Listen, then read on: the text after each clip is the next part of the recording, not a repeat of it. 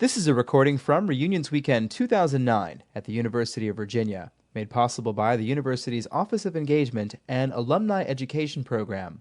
On June 5, 2009, Kathy Haw, assistant professor in the School of Nursing, explored what is involved in creating a safe environment for older adults in their homes.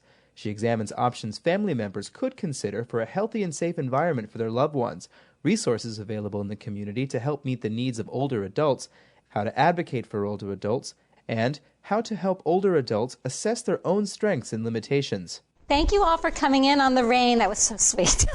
And hopefully, by the time we get out, there'll be lots of sunshine. I hear it's going to pick up. And I did mention to someone earlier that had this game been at the same time at the baseball game, we would not be having this seminar.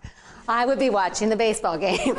So we got to get those Who's out of this, big regional into over to Omaha. That's the plan for today, okay? So caring for your aging parents, as many of you all might have also had, I'm not sure, my interest in this came as I watched it happen to me. And then I decided it's time to learn more about this area. And interestingly enough, as I was pulling this talk together, I was sleeping at MCV Hospital, on their cots while my mother was having her surgery. So it hits us all in very unique and special ways. So I know everybody probably has a story to share, and I'm very glad you're all here because I think it's such an important topic. So what I'd like to do is present a little bit and then open up for questions near the end, if that's okay. All right? This is the concern I think so many of us have, is what's called Diogenes syndrome, is that you're going to walk in and this is what you're going to find at your parents' home. All the hoarding and all of the spoiled food in the home, and you're just really worried. You don't want it to get to this point. And this is called Diogenes syndrome. It was the name was given to it by Clark back in 1975. And it's not that bad for you to have this concern, because the most common report to the Adult Protective Services agencies in the United States is self-neglect. So it's a very worthwhile concern to have. You're not alone. Okay? Now, I have to have at least one good nursing research study to share with you. Okay, so this is my nursing research study to share. Janice and Mann, not the nursing researchers, but they knew that decision-making should be rational. So the decision about how long your parent can stay in their home is an important decision to make, and it needs to be based on data. It needs to be looked at alternatives, and you need to weigh the pros and cons. That's a given. Okay. Defensive avoidance is another term Janice and Mann came up with that I thought is so appropriate, because when the decision directly impacts the decision maker, all the rationality, all the bias goes out of it. So if your parent is involved in the decision making, we may do a little wishful rationalization, a little selective forgetting, a little selective inattention when that decision is being made.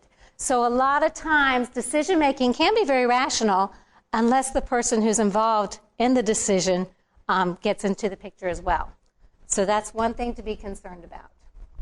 Now, differences in perception. We've all seen this picture probably of the older woman, the younger woman, just depending on the perception that you take. This is the research study. There was a Mastrian did a research study, and the stimulus for the study came about because all these older adults were surprised when it was time for hospital discharge that they were being advised to go into a nursing home. They were like, what? Who, me?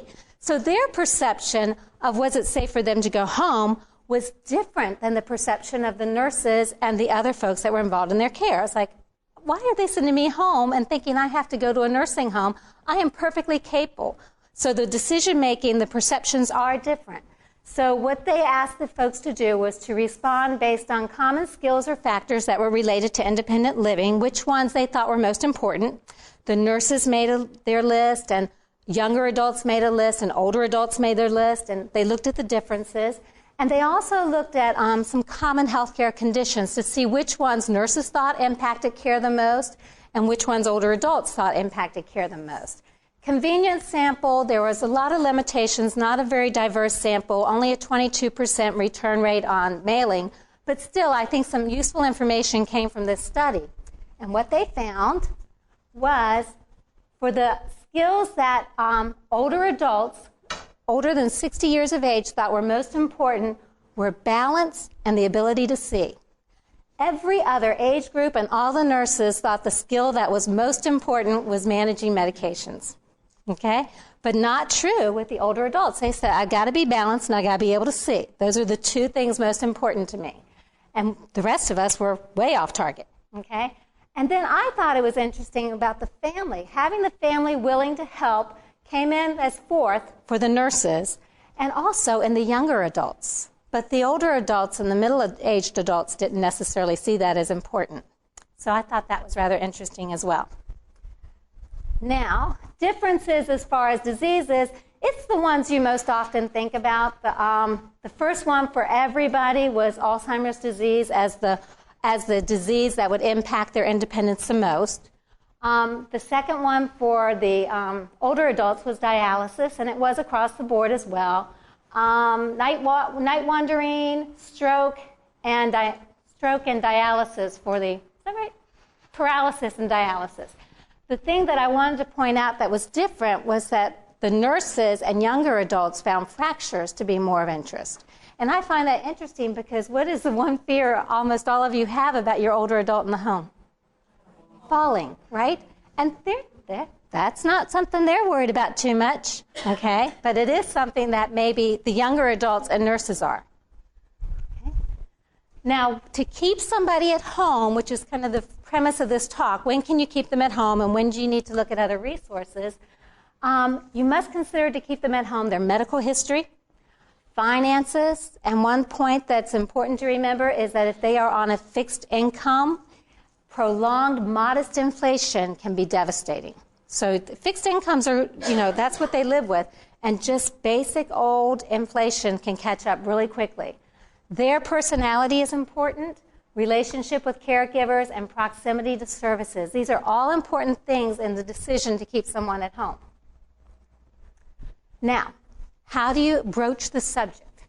Well, it's kind of going back to doing the birds and the bees. Okay? You're doing the reverse role. I mean, they had to broach the birds and the bees with you, right? Okay? Now you have to broach this subject with them. So it's just kind of a little bit parallel there. One thing you want to do is back into the topic a lot of times. You can back into it by asking their advice. You can say, David and I are getting ready to prepare our will. How did you go about doing that? And so that might get them thinking about it and get them talking about it. And, other things that you can do is reference their professional advisors. Say, I know you went to the doctor the other day. What did your doctor say about how you should be eating or what kind of diet you should be on? So referencing professional advisors, respecting their decisions, and if you don't agree, you need to ask them questions that help them to decide if their decision is best. And one of the best questions you could ask them is, okay, I respect your plan, and I think it's worth a shot, but I want you to let me know, what are you going to do if this doesn't work? So you kind of put the seed in their mind to be thinking ahead, respect the decision, but always being on the forefront of what's going to happen next. And what I wanted to share with you all is I have lots of handouts over here that I couldn't afford to make copies of. So what I did was I have a page for you that these are websites that are very useful. And I was going to reference some of them as I go along, and you can just put a little check mark. If you want to, you can actually come up here after the talk, and you can find something that looks interesting and just check it off and know where to get it. Okay? So this is the AXA Equitable Life Insurance Company, who has a lot of good suggestions, and their handout is up on front as well. Okay. As you're making the decision whether or not somebody should stay at home or whether or not they should move into more structured living, this is the most important thing that you need to consider. It's all about function. And I use this slide in my health assessment class when I teach my second-year nursing students about assessing older adults. The whole talk is almost always on function. Okay? And there's 3 levels I just wanted to share with you a little bit today.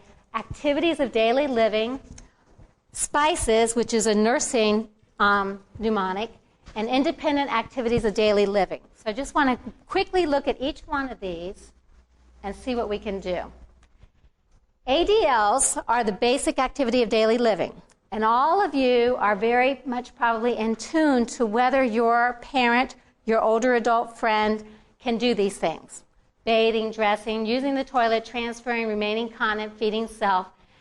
And realize that many times the loss of these functions is often treatable and reversible. Okay, these are things that we can oftentimes take care of, and oftentimes these are the last things to go. Okay, so these are the things that they kind of hang on to until the end. They can probably pretty much do these things.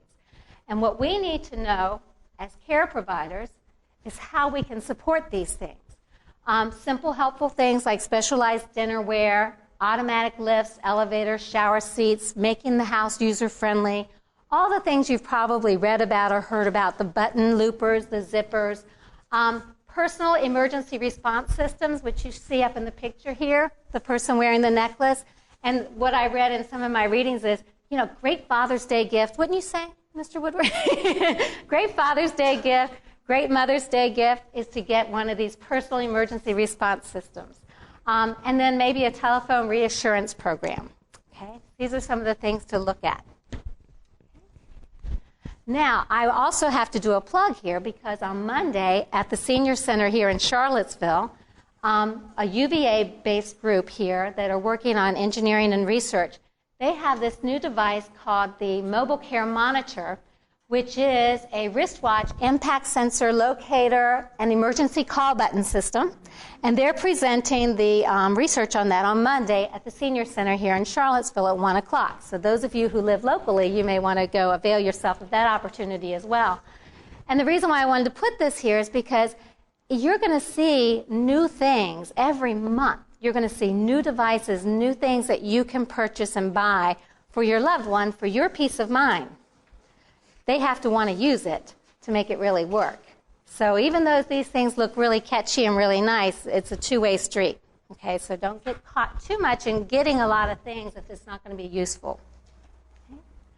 Now this is one of the handouts over here, okay, and it's the Aging Parents and ElderCare.com Home Safety. So we're still thinking good old activity of daily living and how you're going to work as the caregiver to keep your family member at home, okay? One of the things is to go all throughout the house, go room by room, and make sure that it's safe for your older adult to be at home, okay? And these are the things to look at, even things like the wood-burning stove, doorbells, telephones, all those things are very important.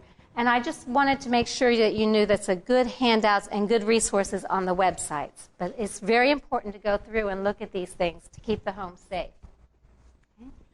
Nurses look beyond the bathing, the dressing, and things like that. We look at sleep problems because it's more of quality of life. And we also look, okay, if somebody's not sleeping, why aren't they sleeping? Is it pain? Is it nausea? Is it... could it be just bad nutrition? Okay, so there's all kinds of things why people don't sleep. Are there problems with eating and feeding, incontinence, confusion, evidence of falls? There was a research study that said 30% of community-dwelling adults will fall each year. Okay? And then we also are concerned about skin breakdown. And this is important because these are all preventable problems for the most part. Okay? Confusion isn't always Alzheimer's disease. Okay? Confusion can be urinary tract infections. Confusion can be pneumonia. Confusion can be medications. So it's not always, you don't jump the gun and go Alzheimer's disease, Alzheimer's disease. Some of these things are treatable and reversible. So don't jump the gun, but get the big picture. Okay? That's very important. If somebody says, oh, it's all normal aging, that's when you become the advocate, okay? Because it's not normal aging to be incontinent. It's not normal aging to lose your memory. Those are not normal things. You need to find a good, if I tell you anything else today that's very important, I am a huge advocate for geriatricians, okay? I really am. And there's just not enough of them to go around. Okay, so if you ever if you have children and you're trying to figure out where they need to spend their life and where they're going to get a good income, tell them to all be geriatricians.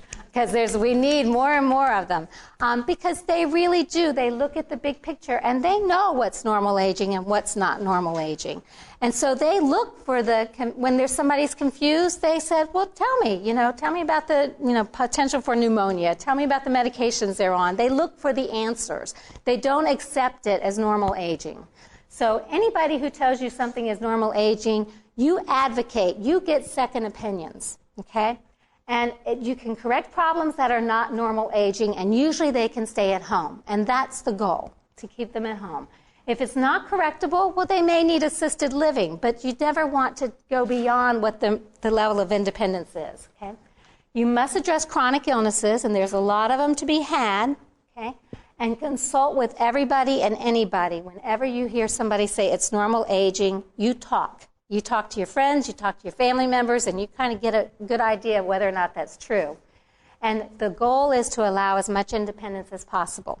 Okay, that's always the goal. Now, this is the last of the 3 layers. This is the independent activity of daily livings. And these are the ones that probably you all may be more in tune to. Okay, the good old ADLs like the bathing and toileting and things like that, they really are the ladder to go. This is typically the first thing to go. Okay, can they use the telephone? Can they shop? Who prepares the meals? Who does the laundry? How do they get about driving? Huge issue. Huge issue. I've got a great handout over there on a checklist on driving safety. Okay, in the state of Virginia, the only restriction is an eye exam if you're older than 80. That's it. Okay. Medication, finances, and then this is usually lost before the basic ADLs. So these are the things that oftentimes we're the most worried about are the independent activities of daily living. Okay. Now, what can we do to help out with those things? That's what's really important. There's shopping services online. There's all kinds of things. If you can afford it in today's society, you can always do the Harris Teeter, call ahead, do the shopping, somebody pick it up, and go. So there's all kinds of services that you can make available to you. You can shop online and have things delivered to the home more often than not these days.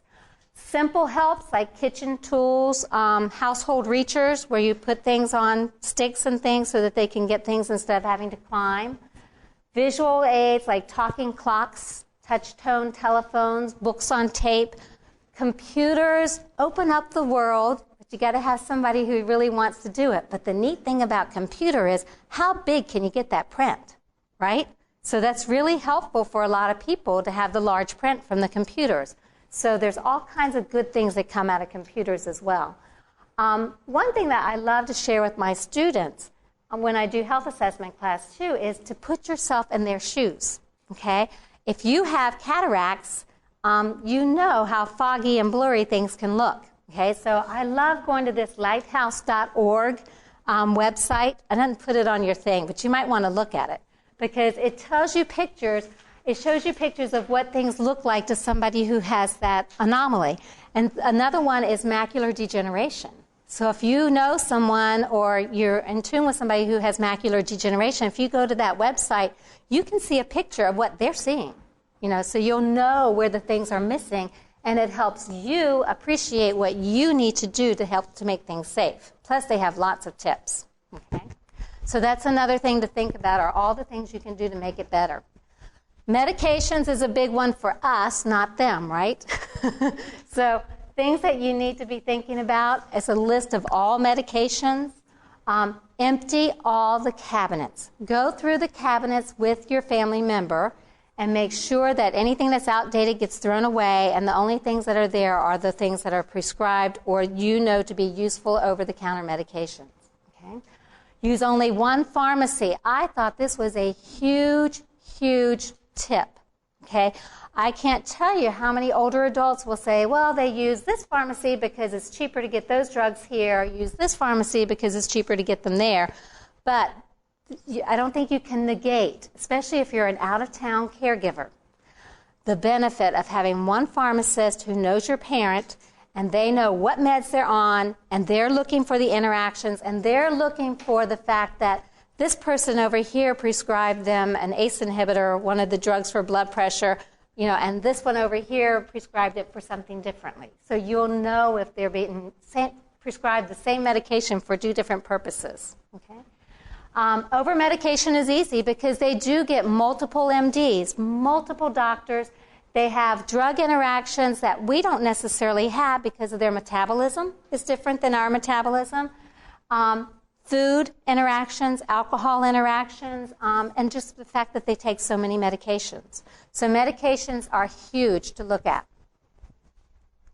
Transportation, always a good one. And again, I told you there's a handout over there.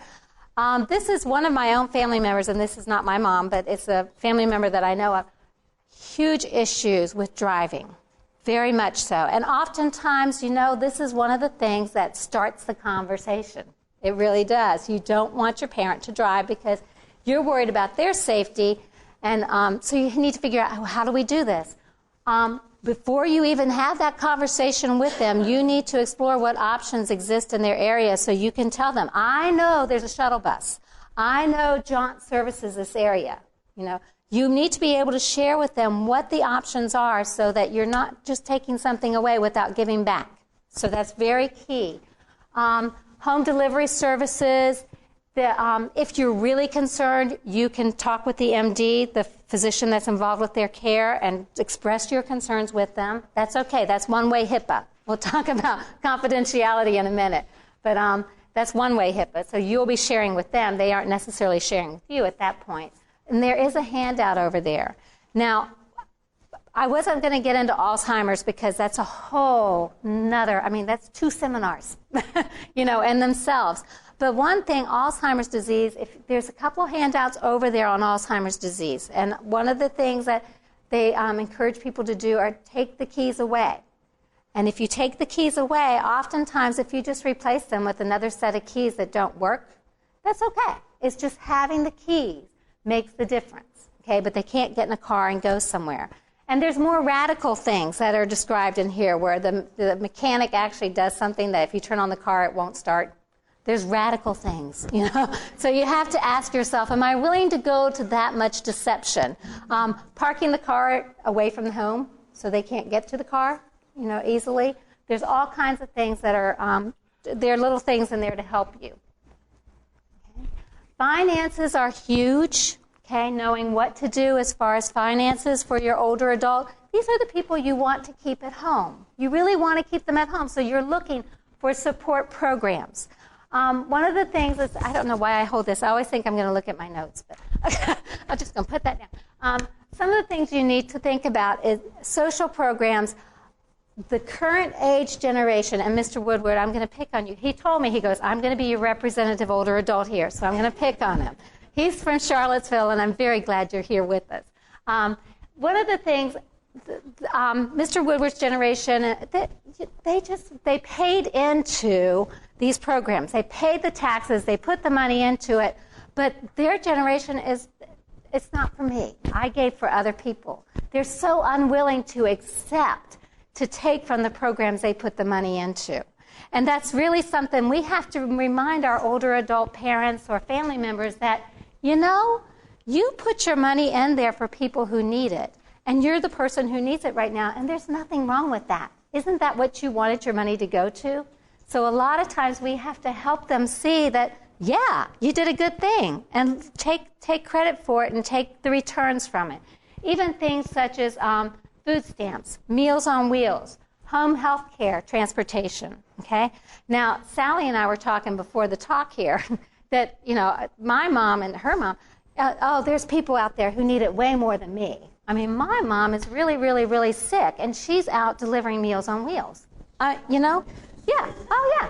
Because that's just their mentality and the wonderful people that they are. And you know what? As long as they can do that, you don't take that away from them, right? Because that makes them feel self-esteem, independence, as long as the driving's okay, right? Those things you want to do, but then remind them when it's their turn and they're the ones who need the service, go, look, somebody wants to do that for you now. Don't take that opportunity away from somebody else. Let them have the love that you got from doing it from others. Let them feel that now.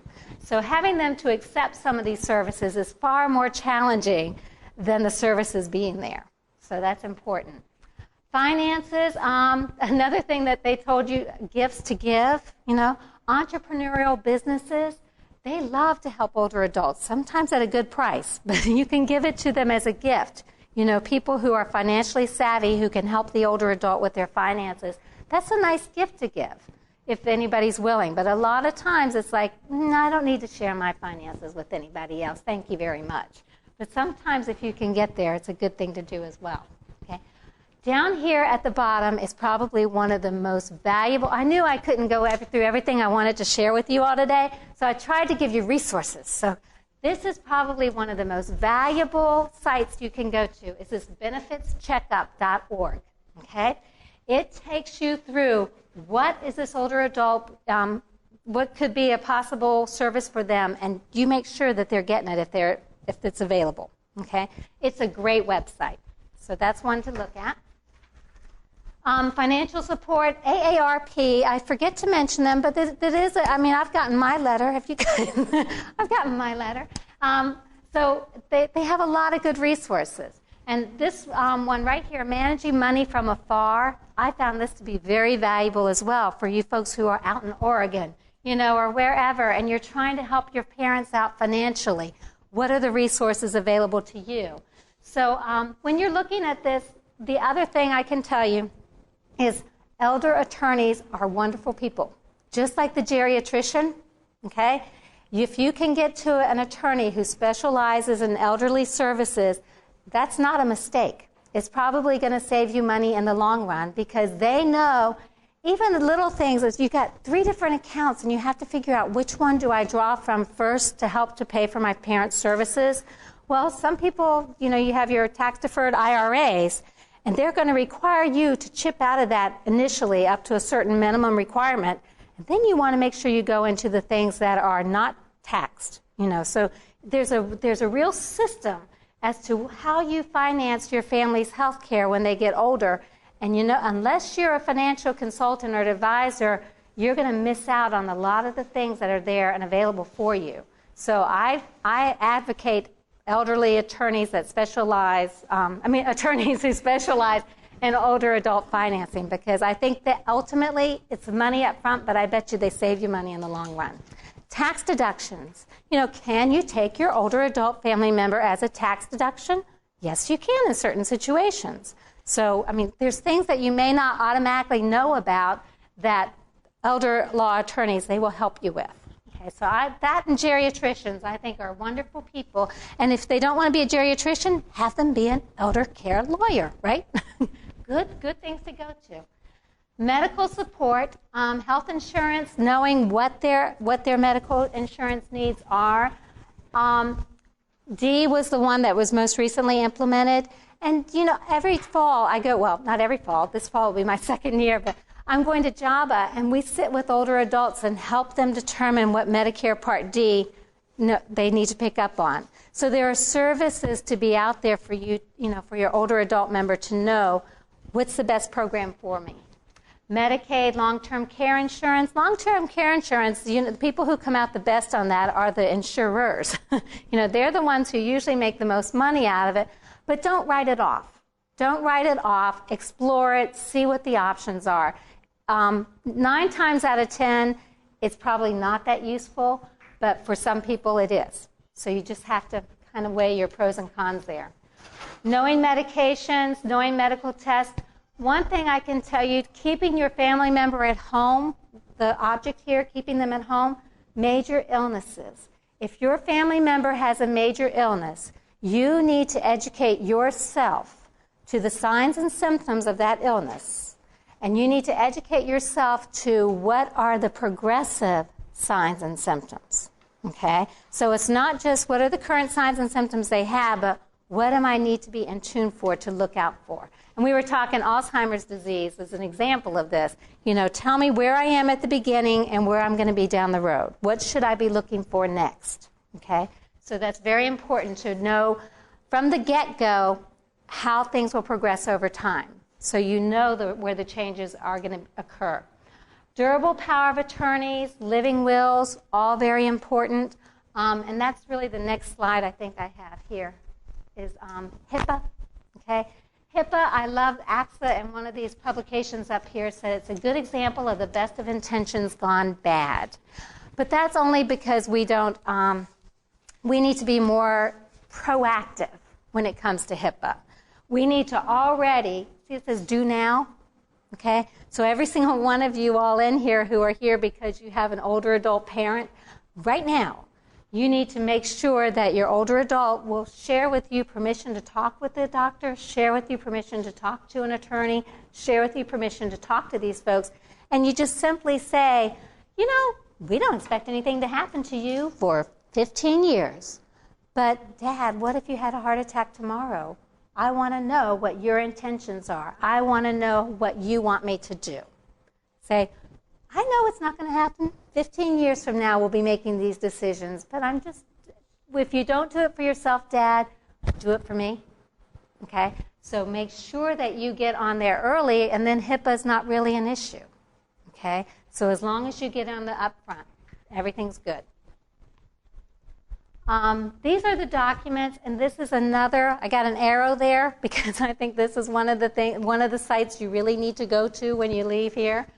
Where to find my important papers. It tells you what are the important papers. If your family member has a pet, the veterinarian is an important paper. Okay. Otherwise, Social Security number, birth certificates, divorce papers, real estate, all those things obviously are the important papers. But this website tells you, it just gives you all the rich things that we may forget. And I can't spend up here and just go down the list. So that's an excellent resource. The other thing I can tell you with this is one of the biggest hints, have all these things in a binder and put the binder at a home in a file drawer or in a dresser or somewhere. It's okay to have them in the safe deposit box, but, you know, who's going to have access to that safe deposit box? Unless it's already been signed to you that you get access to it, and then how long does it take for you to get access to it? So have these things at home, copies, okay? Have copies of the important papers at home and make sure at least one person knows where those copies are, okay? In an organized, structured form so that people can get to them, okay? Keys to the home, make sure that's taken care of and you know that. And then also a kicker is funeral and burial issues. I've heard several people say that they had no idea what their parents' funeral arrangements were at all, nothing. And, you know, they didn't know they had a burial plot somewhere, and they went and buried them somewhere else. So, you know, just think about things like that, even though you don't want to. Okay? Now, I'm going to take a break with this, and I think we had a little late start, so I just want to make sure I get to the important thing first. This is a team approach. Okay, absolutely a team approach. Nobody can keep their family member in their home setting alone. Okay, you just can't do it. It takes all these people working together. Okay, and it takes, I think geriatric care managers are a wonderful new resource that's out there. Oftentimes they're nurses, which I think is excellent because they see things holistically. Geriatric care managers. But then you have to learn how to get along with your siblings, okay? How many of you all have siblings and you're doing this together? Isn't it fun? Actually, I'm very blessed. I can't complain about mine. These are some of the things, some of the hints about family member communication, regularly scheduled meetings, family meetings where you avoid attacks or blaming. My mother-in-law gave me the biggest, she said, you never criticize the caregiver. Never, never, never. So if you all are in the situation where you have family members who are out there giving care, and you know, if you know it's on the up and up, and there's nothing going on like elder abuse, you don't criticize that caregiver unless you're willing to come in and take over for them. Okay, so that's something very much to remember. You know, and this is you always keep a detailed list of things to do. But this is the slide that I think is very important. Work to your strengths. If you are dividing care up and keeping your older adult member at home, and you're trying your hardest to keep them there, these are the things you need to divide up who does what based on their strengths, okay? My sister has all the power of attorney with my family for the finances. She has her PhD in econometrics. I mean, she can do whatever she wants. She's doing that, and she's married to an attorney. Fine, do it, go for it. I am on all of the medical power of attorney papers, the durable wills. So it's split up according to where our strengths lie. Okay? And that way everybody feels like they're participating and it's not a burden on any one person. Travel. Financially, who can afford to travel? And emotionally, who can afford to do, the changing roles? Like for some people, it's harder. You get back into, my dad never loved me, or they loved her best. The sibling rivalries. So there's a lot of emotional issues on the table, and they need to come out and they need to be discussed. Okay. Time commitments, work. Work. There's USA Today is one of the resources that I gave you on there. They had some excellent things in the USA Today series about work, how people help. They talked about what IBM did to help. They may be so helpful as to just have counselors, but some agencies will go as far as to pay for emergency older adult care if needed. If it means keeping my sister with her PhD in econometrics on the job, they're going to pay for somebody in an emergency to go take care of my mother, because she's worth more on the job than what they would be paying this person. So you have to investigate what each of your work services are willing to do, because a lot of times the larger companies are more willing to do this, especially now since it's becoming more of an issue. These are some other community services, respite care, senior centers that think you're keeping your loved one at home, but just like I said, it is not in isolation. You have help, okay? So you look for these resources to help you. If you're a family member, and a lot of times older adults, in their 70s or 80s right now, the church and any kind of religious services are very important to them. And most of their strength and most of their services that they get are from their church community. So don't forget to tap into that. Ask the minister, ask the pastor, ask the priest, or whoever you have, how can, my mom and dad are coming home. They're not going to tell you these things because, they know that Joe French over here is much sicker than I am, but how can you help provide services for them? Because they want to. They need to know. Now, these are some of the agencies that the County Area Agency on Aging, their website is there for you as well because they provide services and watch into things locally. And then when you're long distance, I have some things over here as well that tells you what to do if you're a long distance care provider. Getting the newspaper, I think, is a wonderful idea. That's kind of nice because it kind of keeps you in touch. But spending time at their home and learning the challenges of what your family member is going through when they're at home is very important as well, because you can live firsthand what they're doing. Fax machine, again, if they're willing to use it, you can send reports. Your mom and dad went to the doctor and you want to see what the health report said, they can fax you a copy of it. So that's a nice gift that you can give as well. Special problems, I think because of time I won't go into this because I do want to go to the last thing about when you know it's time to quit keeping them at home, okay? So I do want to go into that. I can make them, can I make them available? Sarah said I can, yes. I will make them available, not to worry. Okay, resources, other things to look at. And let's see. Caregiver well-being is very important. These are the things and I always just put to sum this slide up, this is my answer of summing this slide up. When you get in the airplane, what does the stewardess tell you to do? You got to put the oxygen mask on you before you do the child, right? Same thing here. If you don't take care of yourself, how much of you is going to be left to take care of someone else? Okay? So it means respite care so that you can go away to Vegas for the weekend or wherever you want to go, okay? It means, calling in and having somebody spend the evening with them. So this is just, that picture there just sums up to me what this slide is all about. You have to take care of yourself. And you know what? There are so many resources out there for you as well. You just have to tap into them. Okay? Now, this is where I wanted to get before I feel so bad because I wanted to have more discussion. But recognize when it may be in the older adult's best interest to reconsider the decision to stay at home. Okay? So this is where it gets to the point that, okay, you're doing your best. You're doing everything for the ADLs, the financing. You're doing all the things, and the resources are here for you so you can go home and look up where you need help with. You're doing all those things. But when does push come to shove? When can you know you can't do it anymore?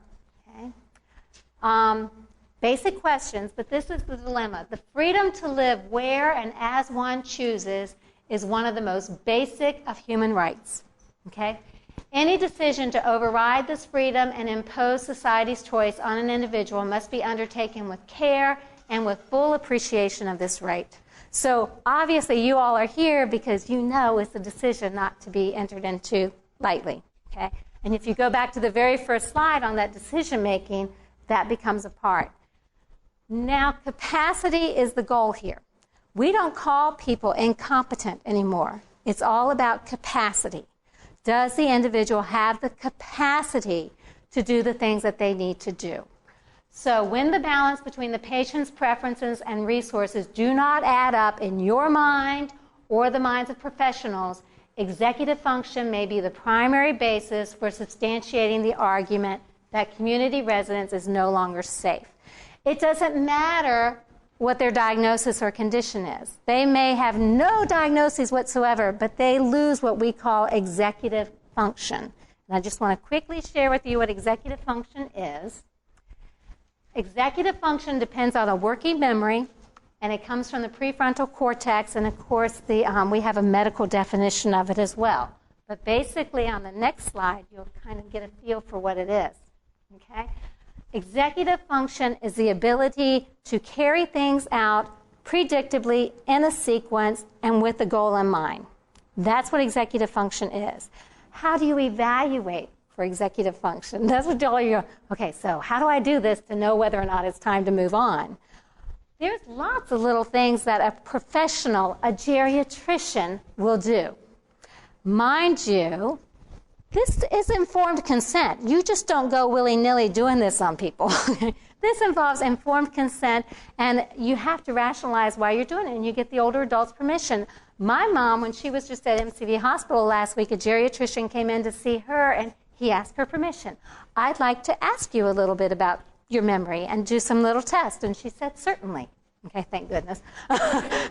Thank you. But these are the things that, you ask permission. Okay? But if you're interested, these are some of the kind of things that work. And I think clock drawing, what you do is they draw a clock from scratch, and you look at how that's done, and then they can draw a clock based on a copy of a clock. If somebody has Alzheimer's disease, they can't do either one. If somebody has an alteration in executive function, and that's it, they don't have Alzheimer's necessarily, they just have executive dysfunction, they can't do it just from scratch, but they can copy it beautifully. So they may have executive dysfunction, so they're missing half of that. Okay? Controlled oral word association are things like, I'm going to give you the letter F, and I want you to tell me as many words as you can over a minute that begins with the letter F. And then you give them 2 more times, so they get a total of 30 words. Okay? A lot of people will do it with like animals. Name 10 animals. Or things like that. So it's that kind of processing. And then the last one is trail making test, which is you have them do 1 through 26. They count 1 through 26, and they do the alphabet A through Z. And then that's just to make sure they know the language. That's all that's for. Okay? And then you say A1, B2, C3, D4, all the way up to M. And if they miss 2 of those, then you worry about executive function. Okay? So there are finite tests that geriatricians will do to measure executive dysfunction. So those are things to think about. Your gut is also important. Okay, so your gut, are they inflexible, indifferent, apathetic, lack of initiative? Going back to the elder abuse slide that I didn't go over, the alcohol, the depression, things that you worry about as far as keeping them at their home. Okay, so it's more than executive dysfunction. These things are important as well. Okay? And if necessary, a judge will determine the capacity. But you don't want to get it there. But you know what? You can have durable power of attorney. You can have durable power of attorney for financing and health care. But when it comes push to shove and it's time to take that person out of their home and put them in a nursing home, if they won't go, you still have to have them declared with executive dysfunction. Now, if they go willingly and you've got executive power, right, that's never a problem. You've got durable power of attorney. They go willingly, life is good. And that's what you hope would happen. But if you have durable power of attorney, which means that you can make the decisions even when they're incapacitated and they won't go, you may still have to go this route. Okay? So that, I think everybody never wants to go there, but sometimes you have to go there, even with durable power of attorney. Okay? Because somebody's got to say they're incapacitated in that situation. There's lots of options, okay, as far as where folks can go. This is Westminster Canterbury up at Blue Ridge. Okay. Will it be with you? That's always a good one. They can come home with you, maybe. That might work. A lot of folks, it's happening nowadays because of the economy, right? And require, if they need help with daily living, there's certain options as well. Okay. Now, this is what you have on your handout, and these are the references I cited, and that's what I wanted to share. And my goal was, the purpose of the talk was, what do you need to look at to keep your older adult at home? Do you have the resources that you need to help make that happen? And I knew I couldn't do them all, but I'm hoping you can use these websites to kind of say, I need help with finances, and bring that in. I need help with driving, and look there. I need help with safety, and pull that one down. And then what do you, as the child of the older adult parent, what papers do you need? That's so important. And what do you need to be looking at and planning proactively? So I feel like we rushed a little, and I think with the weather we started late trying to make sure everybody got in, so I apologize for the time constraint. If you want the PowerPoint, just email me and I'll send it to you, okay? And there won't even be third parties involved, okay? It's KHH, Kathy Henley Haw, at virginia.edu, okay? And just I'll be glad to send it to you. KHH. At virginia.edu. It'd be my pleasure. Absolutely. All right. Thank you all very much. Thank you. Thank you.